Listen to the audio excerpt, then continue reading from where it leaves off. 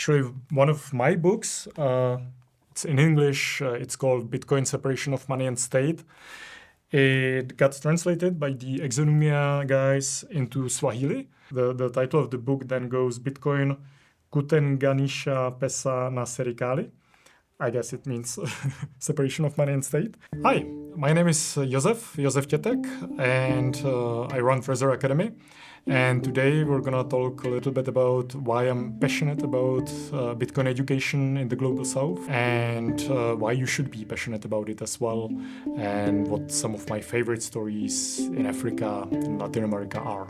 So there's a little bit of disconnect in terms of Bitcoin education, in terms of who produces the most content and who actually needs the most Bitcoin educational content. There's 3,000 dialects spoken on the continent, dialects and languages. So one of the major languages in Africa is Swahili or Kiswahili. And there's about 200 million speakers of Swahili, and there's just not many resources. So that's why the Exonomia project came about, to provide an open source collaborative platform for translations of various Bitcoin-related documents. In Africa, for example, Bitcoin is used more on a day-to-day basis. You don't really have that much in savings, and you just use it as a medium of exchange. And it is useful as it is right now, no matter how much it costs in fiat terms. So Bitcoin serves that use case, whether it's $1 or $100,000. We have a real problem with how the fiat currency works.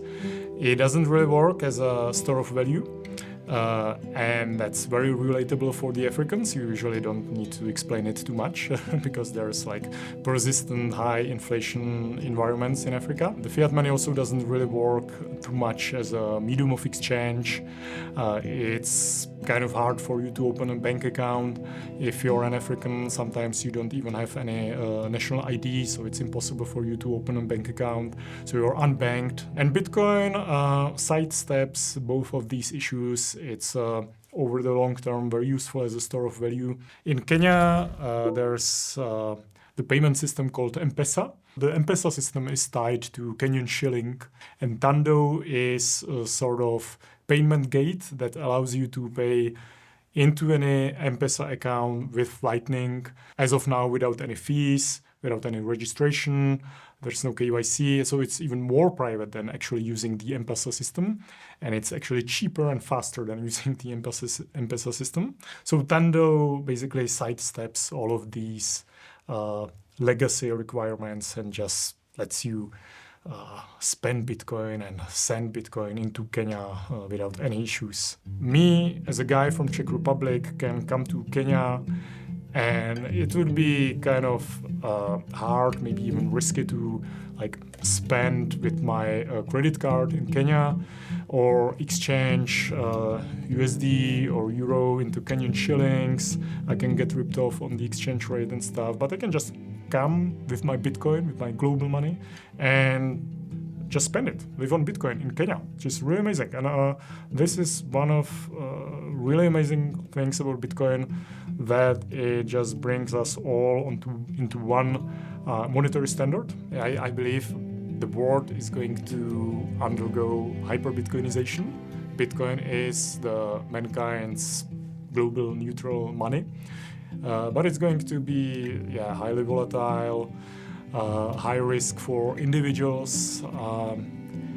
You should always self-custody. You should keep your privacy. But just the way we use Bitcoin in the West is very different from how people in Africa or Latin America use Bitcoin. So Trezor Academy tries to provide Bitcoin education in the local context, as taught by the locals, by the local Bitcoiners. So for example, if we are looking for having Bitcoin classes in Mozambique, I'm looking for a Bitcoin educator who lives in Mozambique, who speaks Portuguese or other local languages that are spoken in Mozambique, and who understands the context in which Bitcoin is going to be used in Mozambique. A Starlight School is a school project in rural Uganda in Bujiri, where Brendan, the Bitcoin guy in Uganda, he was working with the orphans.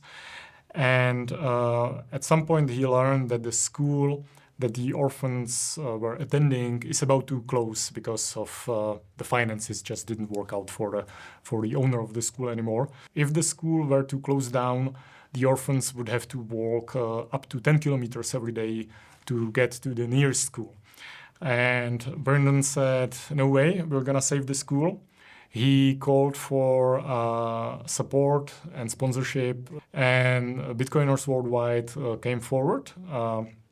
I'm very happy to say that Trezor Academy was one of the donors of this project.